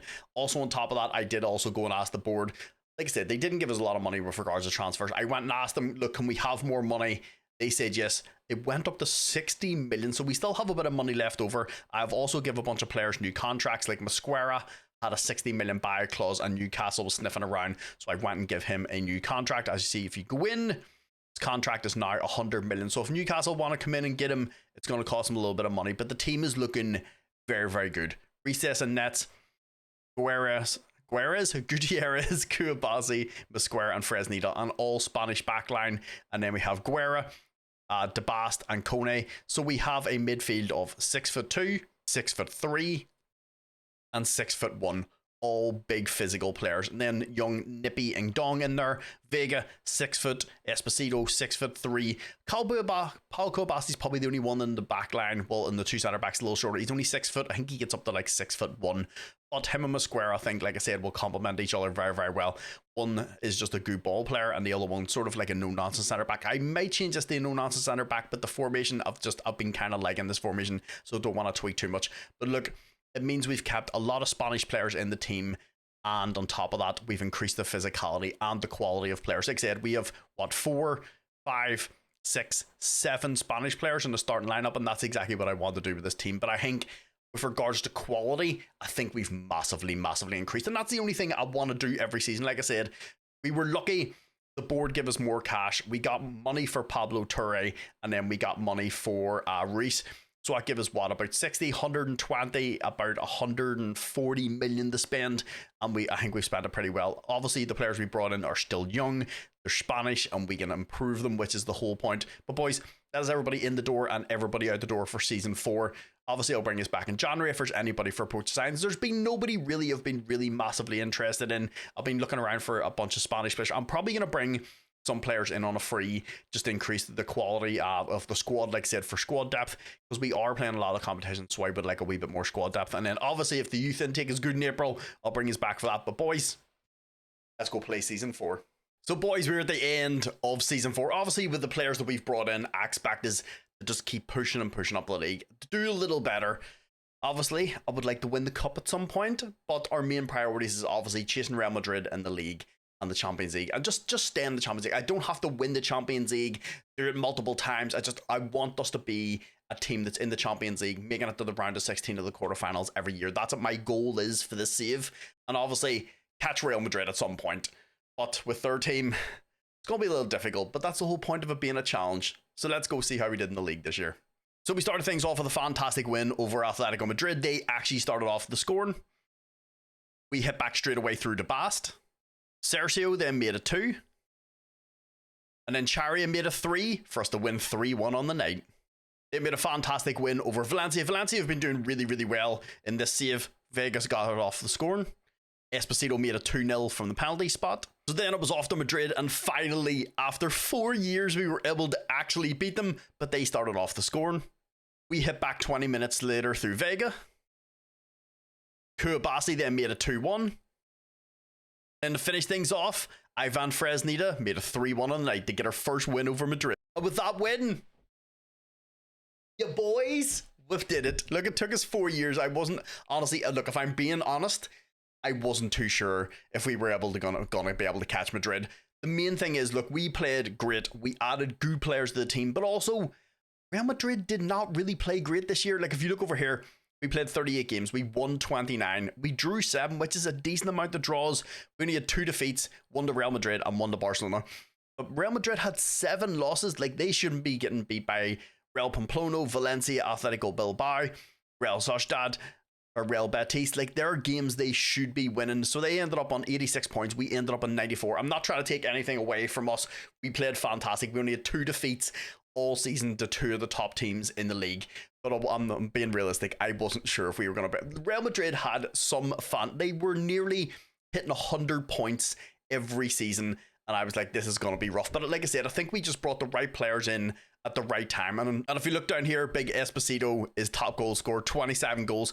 Firmino is actually second, which is absolutely wild. And then a guy from Valencia. So it just shows you Real Madrid did not play great. They don't have anybody in the top goal scorers. They have Mbappe, they have Jude Bellingham, they have Vinicius Jr., they have Rodrigo. Rodrigo always seems to go to Man City in this, so I don't know if he's actually still at Madrid. He is actually still at Madrid. I also forgot how good Rodrigo is. But then if you also look at the average ratings, Esposito and Fresneda both in there. Then Kylian Mbappe was in there for assists. Gutierrez and Fresneda, which is absolutely fantastic. It means our left back and our right back were both getting heavily involved this season. And then we had Esposito and Vega both in there for player matches. The main thing is here, I was interested to see how Vega would play as a pressing forward. He had all the attributes and the ability to be able to do it. Clearly, he's had a good season. I don't know how many goals or anything or assists he's got just yet, because obviously we haven't looked at that yet. Reese is second in behind Hedel. Like I said, Valencia are very good in this. Like, they're always up in and around there. They're actually 4th this year. They're in Champions League football. Reese right in there, 15 clean sheets. Gutierrez, Fresneda, and Kone. All the yellow cards is all us, which I love to see. It just means, look, we're getting stuck in. We're being combative. Most points per game is us, just ahead of Real Madrid and Barcelona. Most goals, we're both on 97. So strangely enough, like I said, last year we had 3 teams that scored over 100 goals. This year, nobody hit 100 goals, which is wild. Barcelona dropped off a little bit down there in 80, but we both scored 97. Most shots for 621, we are a good bit ahead. And then fewest shots against. Barcelona actually had the fewest shots against. And then Real Madrid and then us. Most clean sheets, we are joint second with Valencia. Like I said, I don't know who Valencia have bought, but they seem to be playing very well. They have the most clean sheets. Then fewest conceded, We are down in joint third with Valencia. Looks 33. I'm still pretty happy with that. It just shows you how close this league is. Look, Atletico Pamplona only conceded 34. So 32, 32, 33, 33, 34, and then there's a wee bit of a jump to 41. I'm actually surprised Atletico Madrid conceded as many goals as they did. But boys, look, I am absolutely fucking ecstatic. Like I said, I wasn't too sure. I'd never lie in my videos. I wasn't fucking sure if we were going to be able to catch Real Madrid. So to do it in the 4th season, boys, I'm happy. Now we get to see if we can go past the quarterfinals in the cup. So we start things off in the 3rd round of the cup against Intercity. We end up smashing them 7-2. That then took us to the 4th round against Vigo. We end up smashing them 4-1. Vega got all 4 goals. But unfortunately, once again, we get to the quarterfinals of the fucking cup. It's actually wild because it looked like we played very, very well.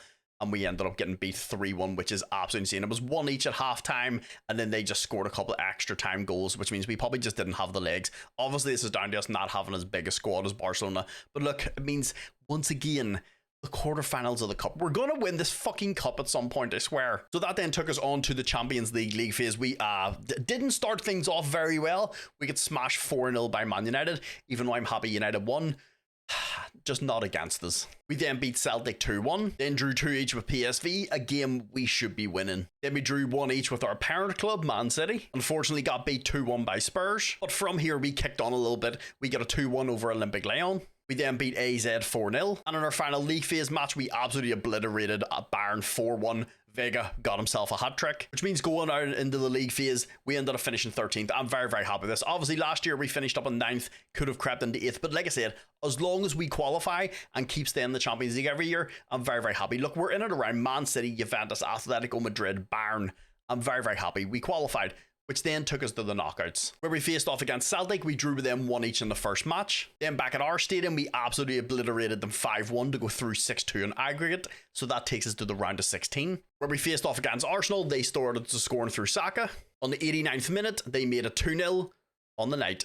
Our keeper should have saved that. Then unfortunately in the second leg, we drew 0-0, which means they went through 2-0 to the quarterfinals. This is honestly disappointing, but like, it's Arsenal. They have a way better team than us. And look, I'm not taking away from our season. We did fantastic. We won the league, quarterfinals of the cup, round of 16 in the Champions League. I'm very, very happy. But like, I would love to make it to a final at some point. I feel like we're maybe just a couple seasons out, but I feel like honestly this team can win the Champions League. We just need a few wee tweaks here and there. And obviously we still have a lot of young players who are still developing. Look, I'm very, very happy. Even though I would have liked to make it to the quarterfinals, we had a fantastic season. So young Reese only played 42 games. He did get an injury in one of the matches in the Champions League. He only conceded 37 goals, which is very, very good. 17 clean sheets. Gutierrez also had a couple of knocks, only started 42 games, 6 goals, 16 assists. Fresneda, the same on the other side, only started 38 games. He got a couple of knocks as well. 6 goals and 13 assists. If he had 13 goals, I wouldn't have complained at all. Of course, then young Paul Kouabasi, I did have to lock into the centre back role because Sila would have ended up taking his spot. So he started 53 games, 4 goals, 1 assist. Also starting to look a lot better as training's going very, very well. Big Square in beside him started 46 games, no goals, but 3 assists. Big man Dabast in the middle of the park started 40 games, 4 goals, 2 assists. But like I said, he's the defensive midfielder on defend, so he's not going to be getting a ton of goals. He's there to break up the play. Then Big Kone started 49 games, 6 goals, 10 assists. Then Big Guerra in his first season, 46 games played, 7 goals, 11 assists. Then Big Jose and Dong had a very, very good season, 53 games, 18 goals, 11 assists, so 29 goal involvements. Not bad, like I said, and he's still only 19 years old, and he's played 106 games for us. Then Vega had an absolutely fantastic this season. Like I said, I wasn't too sure how he'd play as a pressing forward, but he has everything attributes wise to do it. 53 games played, 34 goals, 7 assists. The big man Esposito up top ended up getting a wee bit of an injury when he started 41 games, but he had 32 goals and 6 assists. We seem to be getting a few niggles. Obviously, our team pushes very hard, so at some point we're just getting a wee bit of wear and tear on players. I also ended up loaning in young Sky Vink from Ajax because Esposito got hurt. We had no main striker, so I brought him in, and basically most of the players were complaining we didn't have a lot of strength up top, which I understand. I am going to bring in our striker in next year. I think we're a little light up top, but he started 7 games, 17 off the bench, 1 goal, 6 assists. He does have in his contract for 31 million. If this was a little lower, honestly, if this was like 15-20 million, I'll probably think about bringing him, but I think it's a little much. much. Big Sela started 7 games, 45 off the bench, obviously because I locked in Paul Kouabasi. Him and Masquero were interchanging. One of the unfortunate things for the season was young Mazraoui actually got a really bad injury. As you can see, he damaged his cruciate ligaments. Major, he was out anywhere from 4 to 7 months. So he's pretty much been out most of the season. He only started 9 games. So honestly, this team, I'm very happy. If I look through the team here, I'm like, there's nobody that I want to change. I'm very happy. Obviously, Reece Dess probably can still get a little bit better. Paul Kouabasi can get a little bit better. The Bast and the 3 in the middle of the park probably at their max. And Dong probably still a wee way to improve. But the main thing for next season is going to be, we obviously lost a few players through contracts. They didn't want to sign contracts. They wanted first team guaranteed football. I couldn't give it to him. So the only thing I think we're really going to do for next season is bring in some players to help bolster. I think that's where we're missing. The first team is absolutely fantastic, but then when we lose a couple players to injuries, like I said, if Esposito goes out injured, touch wood, he doesn't, we don't have another really good striker to bring in and replace him. So that is something I'm going to be looked at doing. Probably just bolstering up the team. A few players that are like transfer listed and stuff like that, and just kind of bolster up the team just a little bit. Boys, all in all, an absolutely fantastic season. So that's enough messed about. That is the end of season 4. Let's move on to season 5. So boys, moving over into season 5, we only had one change in the team, and that was big Manu Kone. He went to Real Madrid, the fucking traitor. But joking aside, look, I didn't want to lose him. They came in and offered like 35 million. I said no. He got upset, so we ended up wrangling a little deal. Look, I would have liked way more money. Starts off at 40 million, working its way up to 50, but I'm not going to keep players in the team that don't want to be here. And honestly, I think we replaced them pretty well. And that person we replaced them with is big Samu Omaridian. Look, he was at Chelsea, he was upset, spaghetti. He was actually on the transfer list for 42 million, so I went in, activated. They paid 59 for him a couple seasons ago, just never really overly played him. He played 17 games in 2 years while he was there, so obviously they've wasted a little bit of his talent. But for 42 million, look, he's an absolute physical specimen. 6'4", physical stats, nothing under a 14. Mentals are really good. He's also really good in the air, and you know my love for players that are pretty good in the air. He's also 24. He's Spanish, he has a good mentality, and he's super consistent, which means going into the team, this is what the team looks like. Vega is going to drop back down in the midfield. Honestly, this is natural position anyway for Mane going to Real Madrid. Omaridian will just step into the pressing forward. We did have a bit of a situation with Esposito, so he has a £95 million release clause, which I'm probably going to be up at some point. Barcelona come in, activated it. Bayern Munich came in and activated it. He rejected both of them. So, it just makes me love Esposito even more. Look, I'm not going to lie, I was actually scared because I don't want to lose Esposito. He's one of our main strikers. Yeah, granted, I could have just replaced him with Omaridian and then just bought somebody else to play in the pressing forward, but I like Esposito. You know my love for big physical players up top. Honestly, this team looks a lot better, I think. Because you got Reece Dess, Gutierrez, Kouabasi, Correa, Masquero, and Fresneda, all Spanish. Guerrero and Vega in the midfield, Spanish.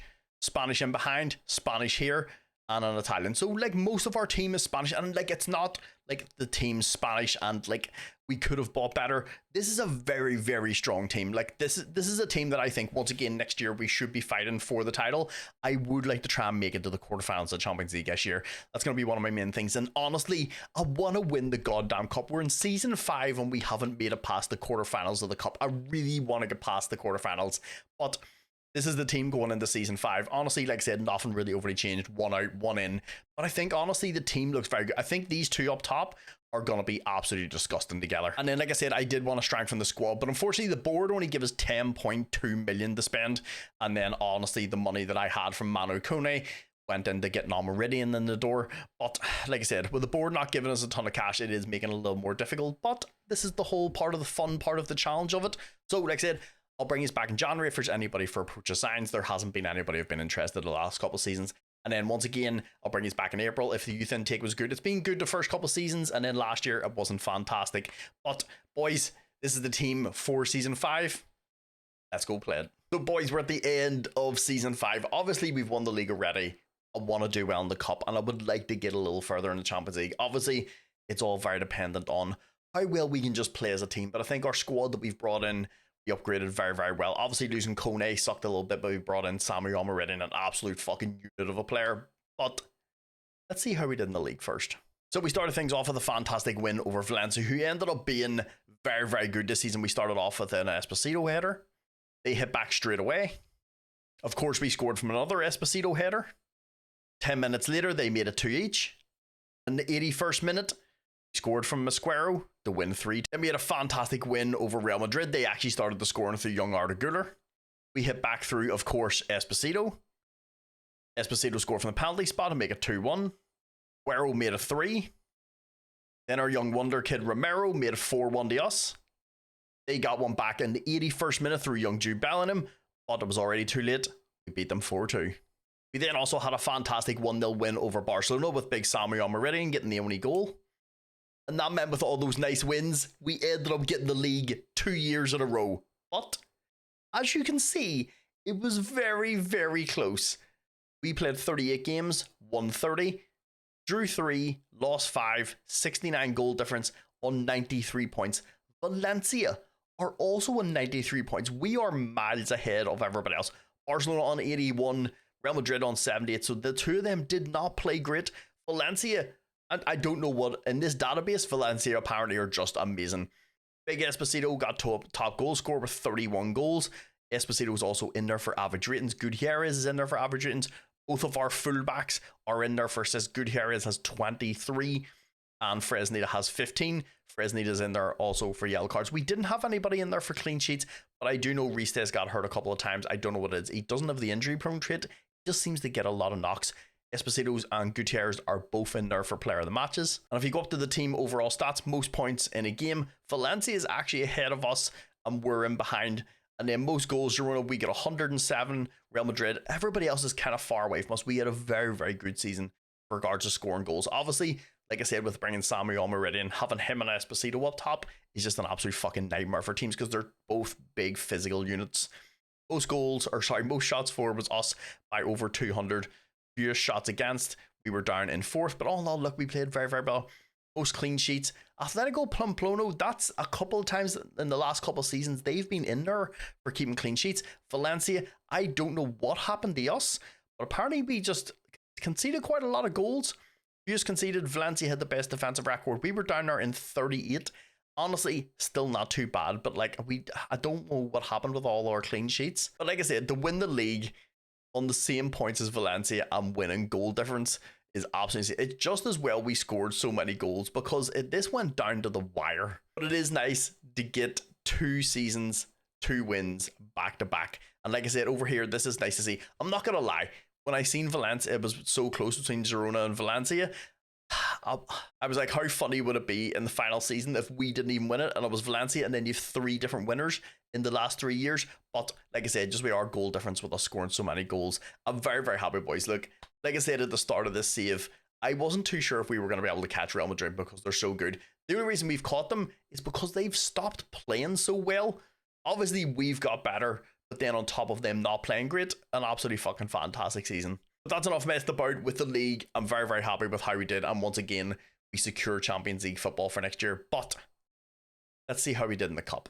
So we start things off in the 3rd round against, is that 2 L's? The Lida? We're just going to say Lida, okay? We beat them 5-0. Then that took us to the 4th round where we won 3-0. Then that took us to the quarterfinals. We faced off against Alves. We beat them 4-1, which is wild because we had a man sent off in the 20th minute and Esposito got injured. That then took us to the semi-finals where we faced off against Barcelona. We slapped them 3-1 in the first leg. We were with them 2 each in the second leg at the Nou Camp, but then that took us through 5-3 to our first cup final, where we faced off against Atletico Madrid. We started the scoring through big Samuel Meridian. They hit back straight away through Alvarez from the penalty spot. We got one back 10 minutes later through young Porte. And in the 69th minute, Guerrero added a third to take the cup home to us, boys. What a hit. So finally, after 5 seasons, we finally get the Spanish Cup. I'm not going to lie, boys. The Spanish Cup has been harder to do well in than it has been in the fucking Champions League. I don't know why. The Cups are I always do really, really well in the league. The Champions League, I always do pretty solid. The Cups, I don't know. We just don't seem to play great in Cups. But look, it is what it is. We've won the league. We have won the Cup. How do we do in the Champions League? So we started things off in the league phase against Roma. We drew with them 1 each. Had a 3-0 win over Grasshoppers, who, fair play to them, getting into the Champions League. Then we played Dynamo and beat them 3-1. Then we drew 0-0 with Man City. Had a 1-0 win over PSV. Then we absolutely obliterated Panathinaikos 6-0. We then beat Barcelona 2-1. We were lucky enough they got a man sent off. Then in our final league phase match, we ended up beating Inter 2-1, which meant because of how well we did, we finished fucking third and automatically qualified. So it was Man City, Real Madrid, us, Liverpool, Newcastle, Inter, PSG and Tottenham. Look, I'm so happy with this. Obviously, finishing in the green is amazing because it just takes us straight to the round of 16. We don't have to do the knockouts. It's 2 less matches, which is very, very nice. But as long as we qualify, that's all counts. But that means because we're up here, we go straight to the round of 16, where we faced off against Stuttgart. We drew them 1 each in the first match. In the second match, we absolutely obliterated them with 3-0, which took us to our first quarter final, where unfortunately we faced off against Liverpool. They beat us 2-0 at Anfield. But don't cry for us just yet, boys, because we took them back to the Girona stadium and absolutely smashed them 4-0. By the way, we got a new stadium. It's only like a 27,000 seater. That's why it's called the Girona Stadium. But look, it's been very, very good for us this season, which means we now move on to the semi-finals of Champions League, where we faced off against a very good Arsenal team. We started off at the Emirates. They started off with the scoring through Martinelli. 5 minutes later, Saka made it 2-0. Unfortunately, just before halftime, Jesus made it 3-0. And unfortunately, the second leg did not go our way. We ended up drawing 0-0, which I think is honestly a fantastic result against a very, very good Arsenal team. But once again, unfortunately, we get thumped in the first leg. If this wouldn't have been 3-0, we probably would have had a chance. But look, all in all, won the league, won the cup, made it the Champions League semi-final. It's a season I could not complain about. So that then moved us on to player performances. Young Reestes played 53 games, conceded 50 but had 18 clean sheets. Gutierrez had an absolutely fantastic season, played 42 games, 5 goals, 27 assists. His compatriot on the other side, Ivan Fresneda, also had a fantastic season, 46 games played, 2 goals, 24 assists. So between the two of them, they had over 50 assists. Al Kouabassi played 43 games, 1 goal, 2 assists. Big Mosquera played 42 games, 2 goals, 1 assist. Bass played a total of 58 games, 7 goals, 1 assist. Big, of course, dropping back down in the midfield means he wouldn't score just as many goals, but he started 49 games, 9 goals, 10 assists. Big Guerra honestly didn't really have a great season. 49 games played, 5 goals, 4 assists, but I also do have to remember him and Vega are both playing a centre midfield on support, so they're going to be passing the ball off to more people and like holding the midfield. I don't expect him to get like 20 goals, 20 assists or anything, but like double digits would be nice. Then of course our young little maestro, Jose Ndong, who's now just turned 20 years old, 43 games played, 18 goals, 5 assists. He looks absolutely insane. Like, and he's only a 3-star. I would say he's probably going to hit 4-star. I don't think he's going to hit 5. If he does, it will be absolutely amazing. But even if he gets another star betterness, he's already amazing. If he gets another star betterness, he's going to be world class. Of course, then the big man, Samu Omuridian, in his first season, played 49 games, 31 goals, 7 assists, and a 7.4 for the season. And then the big goal machine up top, Esposito, 45 games played, 39 goals, 8 assists, and a 7.5 for the season. Boys, all in all, I think we've set out to do everything we want to do. We've made Girona a very, very good team that fights for titles. We eventually won the cup. It took us 5 seasons, but we got there. And also, we've made ourselves a competitive team in the Champions League. We're always there. We can hang with all the big boys, especially in the league and the Champions League. So I think we've done very well. If you take the save on, obviously the save file, the tactic I use in this, the updated database, and the corner routine will all be in the pinned comments down below for you to download. But I think we've made a very, very good team. Reestes, Gutierrez, Kouabassi, Mosquera, and Fresneda. I love having 4 Spanish players in here. 2 Spanish players in midfield, a Spanish player here, a Spanish player here. I love that we've kept a good Spanish spine in the team. Obviously, if you take a save on, you're going to have a very, very good first team. But there's some very, very good young players at this club. Obviously, the standout one is going to be Jose Ndong. The kid is absolutely unreal, and he's only just going to keep getting better and better and better. I have also given him a new contract, and his release clause is 150 million. So don't worry, unless somebody comes in and pays 150 million, you're not going to lose him. But then there is also people like Joel Avila. This is a kid that I had seen for a couple of seasons. I actually had just bought him, so we only just got him this season. As you can see, 19 years old. He's Spanish, 6'4". Physical stats are absolutely insane. 14 jump and reach, heading. I would probably more than likely work on his heading and just make him an absolute unit. Obviously, if you want to make him a little bit faster, you can go ahead and do that.